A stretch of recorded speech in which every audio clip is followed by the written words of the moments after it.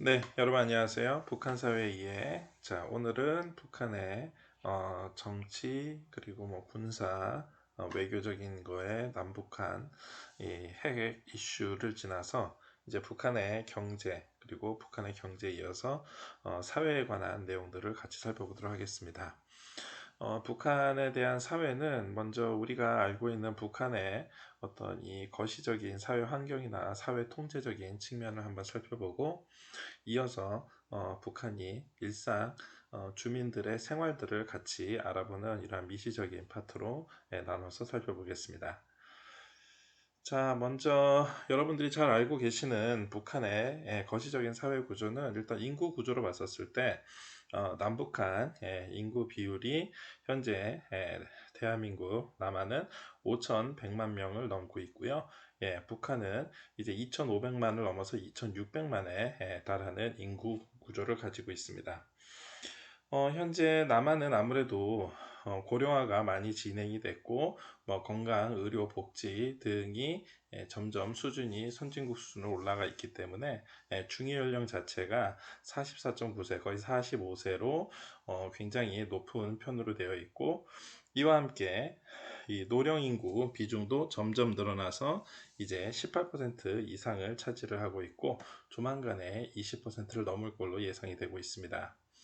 한편 북한 경우에는 중위 연령이 아직까지 35.8세로 비교적 젊은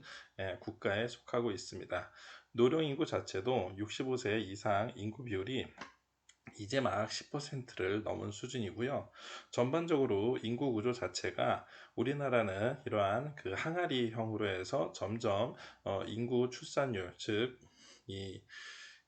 이 고령화 시대를 맞아서 저출산으로 인한 인구 감소가 이제 시작되는 이러한 시점인 반면에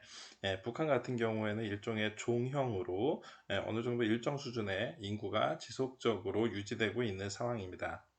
그렇기 때문에 최근 5년 내에 태어난 인구 비율로 봤었을 때도 남한의 이 남성 성별로 되어 있는 아이가 8만 9천, 8만 4천으로 되어 있는 반면에 북한이 또 역시 8만 9천 그리고 8만 5천으로 실제 북한에서 1년에 태어나고 있는 인구가 더 많을 정도로 이제는 인구 구조 측면에 있어서 남한과 북한의 인구 구조가 서로 상이하면서 각각의 특징을 나타내고 있는 걸 볼 수가 있습니다. 한편 북한도 이 남한처럼 이렇게 도시화가 굉장히 많이 진행이 되었고 이러한 도시화 현상에 의해서 뭐 평양을 비롯한 주요 도시들 그리고 뭐 국경이나 해안 도시들 각 지역의 중심 도시들을 중심으로 해서 인구 밀도가 집중되어 있는 현상을 보이고 있습니다. 그리고 여러분들 뭐 잘 아시는 사진이겠지만 이 남한과 북한의 전력 사용량이라든가 인구 밀도를 확인을 해보면 북한에서는 사실 특정 대도시를 중심 외에는 거의 인구 밀도 측면에서 굉장히 낮은 형태를 보이고 있습니다. 실제로 내륙에 속하는 이러한 자강도와 양강도의 인구가 전체 인구의 8%밖에 되지 않을 정도로 국토 비중으로 봤을 때 좀 불균형화 되어 있고요. 많은 인구가 이렇게 도시 지역과 이 농업이 이루어지고 있는 이들 지역에 많이 분포가 되어 있고 일부 이 해안 도시들의 국경 도시들의 인구가 늘어나고 있습니다. 이제 구체적으로 북한의 이 사회 환경 중에서 북한의 사회 계층을 한번 살펴보시면은요. 북한의 사회 계층은 크게 세 부분으로 나누면은 핵심 계층과 기본 동요 계층 그리고 복잡 계층으로 구분을 할 수가 있습니다. 이 핵심 계층은 항일 투쟁 참가자를 비롯해서 6.25 전쟁 참가자 내지는 전사자를 포함을 해서 이 사회의 표변이 될 수 있을 만한 이러한 핵심적인 계층들을 두고 있고요. 이들은 전체 인구의 한 30% 정도를 차지를 하고 있습니다. 한편 일반 기본 계층으로 노동자, 농민 또 내지는 근로 인테리 계층으로 보고 있습니다만 이들 같은 경우에는 동요할 수 있는 동요 계층으로 구분이 되고 있어서 전체 인구의 한 50% 정도를 차지를 하고 있고요. 나머지 20%가 복잡계층이라고 해서 지주, 분홍, 그리고 이게 자속 자본가의 그 후손들, 그 외에도 친일파라든가 종파분자, 기타 정치범 등 이들을 대상으로 해서 사회에서 요주의하고 있는 이러한 계층으로 구분을 해 놓고 있습니다. 이를 더 구체적으로 나눠 놓으면은 실제로는 백두혈통이라고 하고 있는 이 항일 열사가족을 특별 군중으로 해서 상위 1%로 나눠 놓고 있고요. 마찬가지로 이 복잡 군중에서도 뭐 종교인이라든가 자본가 지주 종파분자를 특별 계층으로 하고, 또 심지어는 이 정치범 수용소에 가둬놓고 특별관리 대상으로 하고 있는 이러한 인구 구조를, 계층, 사회 계층 구조를 가지고 있기 때문에 굉장히 어떤 인권적인 측면이라든가 아니면은 사회 결합적인 측면에서 통합이 이루어지기가 한계가 있는 그러한 사회로 분석이 되겠습니다. 한편 북한에서는 북한의 주민 조직을 어렸을 때부터 구성시켜서 소학교 2학년 이상이 되면은 순차적으로 각각의 조직 생활과 그 각각의 과업을 갖추고, 갖춰진 이 과업을 중심으로 해서 이 학년에 맞는 활동을 할 수 있는 이런 학생 소년단 규모를 약 한 300만 명 정도 조직 규모로 운영을 하고 있고요. 이들이 성장을 해서 이제 청소년, 그리고 학생, 군인, 사회인으로 발전을 하면서 자연스럽게 당원을 제외한 해당 청년 연령층을 대상으로 해서 당 후비대 사업이라든가 경제발전, 기타 통일, 대남 정책 등을 지원하는 이러한 계층으로 해서 김일성, 김정일주의 청년동맹으로 발전시키고 있어서 이들 약 500만 명 정도가 북한 내의 주민 조직으로 구성이 되어 있습니다. 이 외에도 사회주의 여성동맹으로 해서 여맹이라는, 여성이라면 30세 이상 60세 이하면 누구나 타 단체에 속해 있지 않는 후비대의 역할로서 활동할 수 있는 이러한 조직도 갖춰 놓고 있고,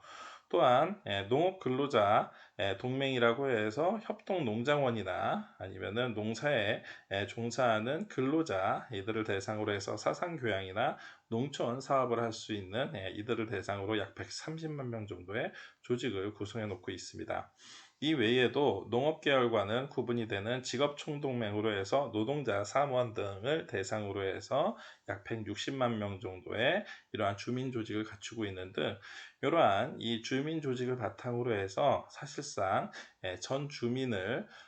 해당 자기 연령대와 자기 직군과 자기가 소속되어 있는 이러한 일종의 정치 조직화 시켜서 사회 통제를 강화하고 있는 그러한 형태로 분석되고 있습니다. 현재 북한은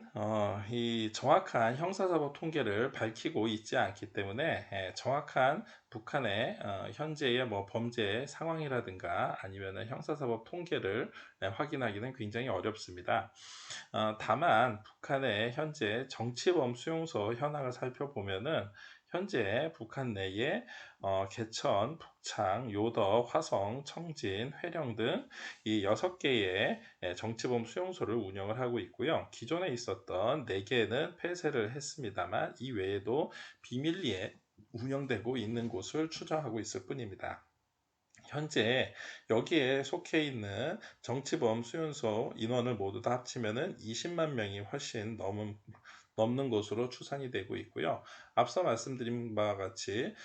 이들 외에도 비밀리에 정치범 수용소에 이 갖춰져 있는 사람들 생각한다면은 근 30만 명에 육박할 것이라고 생각을 하고 있습니다. 결국 이들 정치범 수용소에 이 갇혀 있다라는 것은 북한 사회 체제 내에서 제대로 융화하지 못하고 이 사회에서 이탈됐다라고 볼 수도 있겠지만, 사실상 북한 체제 내가 가지고 있는 어떠한 불합리한 요소들을 그대로 표출되고 있다고 볼 수가 있겠습니다. 결국 우리가 알고 있는 각 지역에 있는 뭐 일반 뭐 교도소라든가 이런 거하고는 다르게 북한 사회가 권위주의적이고 또한 이 사회 통합적인 측면에서 체제 모순적인 성격을 그대로 표출하는 것이라고 볼 수 있겠습니다.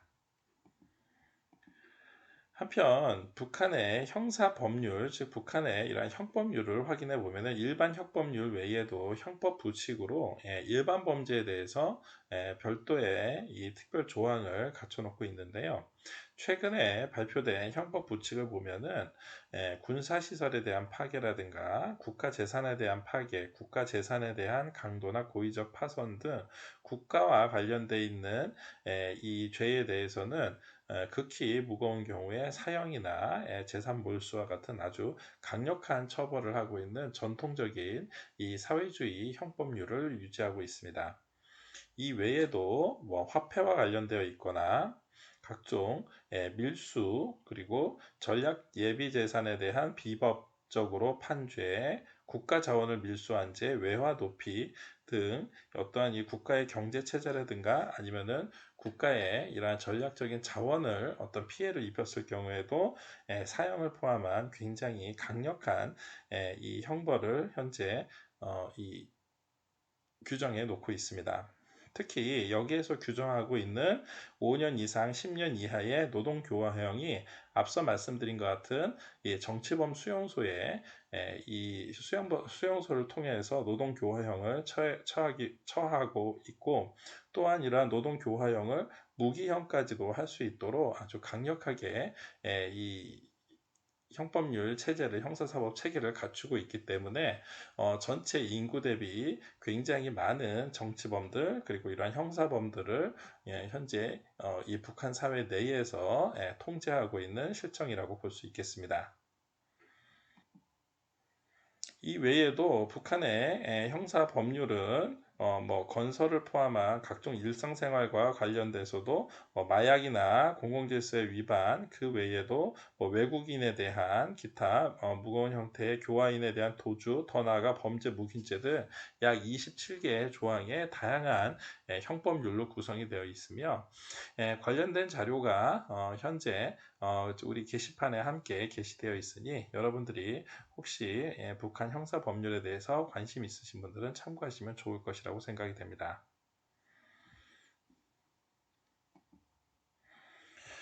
한편 북한의 이 일반 주민들이 사회생활을 제대로 영위하지 못하고 결국은 북한 사회에서 이탈하게 되는 북한 이탈 주민의 현황을 한번 살펴보면은 매년 이 연도별 입국 추이를 봤었을 때 북한 이탈 주민이 해마다 늘어서 가장 이 북한 이탈 주민이 많았을 때는 연간 5천 명 이상의 북한 주민들이 매년 새롭게 북한 땅을 이 탈출을 해서 남한으로 입국을 하는 추세를 보이고 있었습니다. 다만 여기에 있는 이 입국 추세는 이 탈북, 즉 북한 이탈 주민이 남한으로 입국하는 추세이기 때문에 이것보다도 훨씬 더 많은 인원이 현재 실시간으로 북한에서 이탈을 하고, 즉 남한으로 들어오지는 못했지만 현재 중국이라든가 아니면은 제3국에서 입국을 기다리며 아니면은 또 현지에 정착을 해가면서 북한이라는 사회 체제를 벗어나서 이탈해서 살고 있는 주민들이 이렇게 갈수록 늘어나고 있었다라는 사실을 확인할 수 있습니다. 물론 2012년 이후에 북한의 국경을 강화시키고 그리고 김정은 체제 이 장마당 이후로 내부 경기가 조금 살아나면서 이탈 주민의 이 인원 자체는 비교적으로 조금 줄기는 했고 특히 2020년과 2021년 자료는 아직까지 비공개 상태로 되어 있습니다만 이들은 이 코로나19 이후에 북한과 중국 사이의 접견 지역이라든가 아니면은 이 내외국인의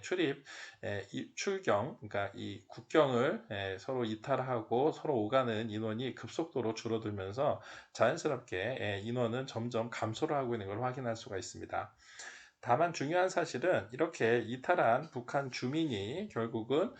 중국을 포함한 제3국에서 체류를 하다가 남한으로 입국해서도 남한 땅에서 역시 잘 적응을 할 수 있는지가 앞으로 남북한 문제 그리고 통일 문제에 있어서 아주 중요한 과제라고 볼 수 있겠습니다. 실제로 우리나라에 입국하는 북한 이탈 주민에 대해서는 각 세대별로 1인당 약 700만 원의 정착금과 그 외에도 직업훈련, 취업장려금, 그리고 자격증 취득을 위한 지원금과 기타 가산금 등을 정착금으로 지원을 해주고 있습니다. 이 외에도 임대 아파트를 알선해주는 등 주택을 알선해주기도 하고 주거지원금과 기타 직업훈련을 위한 각종 노동지원, 취업을 위한 취업지원이나 취업보호 담당관 등을 통해서 취업정보에 대한 알선, 상담 등을 지원해주고 취업보호와 특별 영농정착지원 등도 특별하게 지원을 해주고 있습니다. 이 외에도 사회복지 차원에 있어서도 각종 생계급여라든가 의료보험 그리고 연금을 포함한 각종 국민연금 가입 특례, 그 외에도 각종 대학 진학을 포함한 교육과 학비 지원에서도 전폭적으로 국가에서는 지원을 해주고 있고, 초기 정착에 따라서는 정착 도움이라든가 거주지보호 담당관, 취업보호 담당관, 신변보호 담당관 등을 배정함으로 해서 한국 내에서도 남한 내에서도 안전하게 정착하고 생활할 수 있도록 지원을 해주고 있는 상황입니다. 자, 그렇지만 이들 북한 이탈 주민들도 역시 남한 사회에 와서 정착을 하게 되면은 자연스럽게 다른 이 나라에서 우리나라로 뭐 이주한 이주 노동자라든가 아니면은 뭐 제3국에서 우리나라로 들어와서 한국 사회에서 새롭게 귀화하는 귀화 외국인처럼 결국은 한국 사회 내에 편입을 해서 한국 사회 내에서의 경제 활동과 한국인으로서의 사회 활동을 하게 되다 보니까 자연스럽게 특정 지역에 또 이들끼리 서로 상호 교류를 통해 가지고 하나의 커뮤니티를 구성을 하고 있는 상황입니다.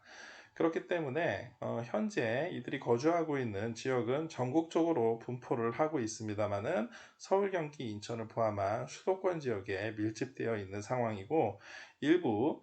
이 영남권, 동남권 지역에 있는 각종 산업단지라든가 또 이 충남권에 있는 각종 산업단지에 일부 사람들이 모여서 상호 교류를 하고 있습니다. 특히 이들은 이 탈북 이주민들을 대상으로 한 정착 커뮤니티를 통해서 이 탈북민 지원 인권단체라든가 아니면은 이 북한 이탈 주민을 지원하는 교회라든가 이들의 후원을 받아서 각 지역 내에서 어떤 사회적인 편견이나 아니면 불평등 없이 사회 정착을, 즉 우리나라 한국 사회에 정착을 하기 위해서 노력하고 있으며, 아마 앞으로 우리가 남북 교류가 점점 증진이 되고 앞서 말씀드린 것처럼 이제 코로나19 이후에 새롭게 이 남한으로 입국하게 되는 이 북한 이탈 주민도 입국자 수가 다시 증가를 하게 된다면 마찬가지로 이들을 복지적인 측면에서 지원하는 것뿐만이 아니라 우리나라 국민으로서 사회 정착을 하고 서로 사회 통합의 의미로서 지원할 수 있는 이러한 노력들이 꾸준히 시행되어야 할 것으로 생각이 됩니다. 한편 북한은 해외 노동자도 그동안 끊임없이 증가를 하고 있었는데요. 주로 국경을 접하고 있는 러시아와 중국과 같은 이러한 접경 국가의 해외 노동자들을 많이 파견을 해서 이 노동 현장에서, 즉 건설 현장이라든가 아니면 뭐 벌목 현장이라든가 각종 산업 지역의 해외 노동자들을 파견을 하고 있고요. 이 외에도 이 중동 권역이나 아프리카 권역의 일부 해외 노동자들을 파견하고 있어서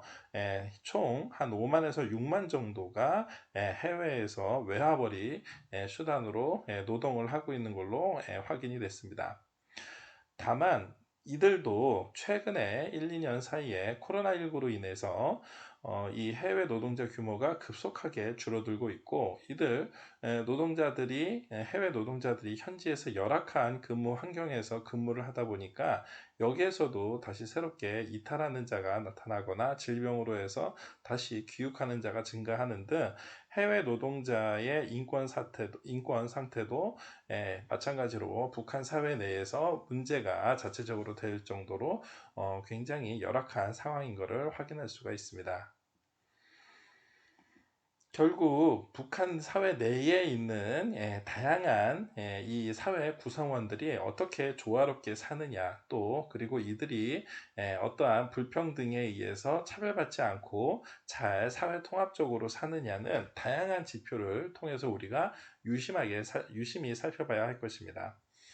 실제로 북한의 현재 전후에 납북자로 추정되고 있는 인원은 전체 3,800여 명 중에서 아직까지도 미귀환하고 있는 약 500여 명이 있을 정도로 북한 내에는 아직까지도 납북되어서 북한 내에서 직간접적으로 차별을 받고 있는 인원들이 상당수가 남아 있습니다. 특히 어선원들 뿐만이 아니라 군경을 포함으로 해서 해외에서 납북된 사람들까지 다양한 유형의 이 남한 출신의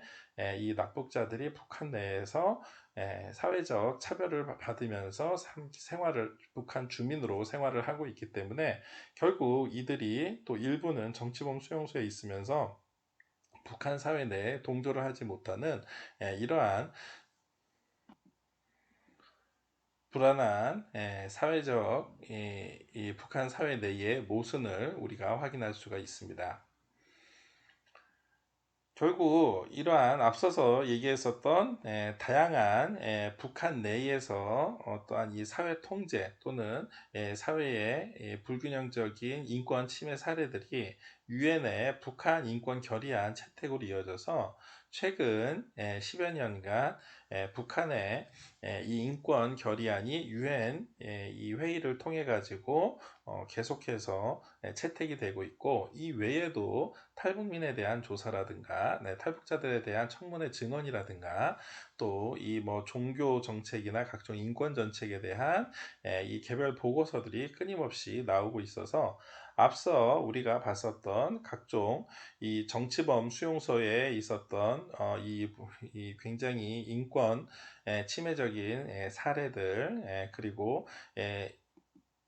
북한의 아주 강력한 사회주의 형법률, 북한 이탈 주민의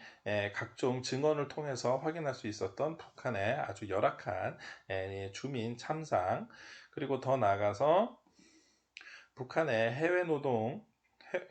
노동의 인권 침해 사례나 아니면 북한 내에 아직도 남아있는 납북자 가족들의 어떠한 이 인권 침해 사례, 이러한 것들이 종합적으로 북한 사회 내에서 북한의 열악한 사회 환경과 그리고 이 사회 통제 현황을 분석할 수 있는 증거라 할 수 있겠습니다. 자, 오늘 여러분들이 같이 살펴본 북한의 이 인구 구조부터 시작을 해가지고 북한의 각종 사회 참사까지 같이 한번 살펴보셨는데요. 아마 앞으로 우리가 이 남북 교류를 통해서 가면 갈수록 북한과의 어떠한 이 통일을 대비한 사회 통합과 그리고 서로가 그동안 이 70년 넘게 각각 생활해 왔었던 이 사회 구조, 사회 현상들을 이해하기 위한 노력이 필요할 것이라고 생각이 됩니다. 자, 하지만 그렇게 하기 위해서는 북한이 앞으로 가면 갈수록 북한 사회 자체 내에서도 노력해야 되는 것도 필요하겠지만, 남한에서 생활하고 있는 우리 국민들 입장에서도 북한에서 이탈해서 남한으로 들어오고 있는 이 북한 이탈 주민에 대한 각종 편견이나 선입견들이 먼저 해소가 되고, 북한 사회에 대한 이해가 점점 많은 사람들로부터 공감대가 이루어지고, 여기에 대한 이 자유민주 진영이 우리가 가지고 있는 강력한 이 국력에 뒷받침돼서 우리가 가지고 있는 이 보편적 세계 시민으로서의 인권의식, 그리고 우리가 가지고 있는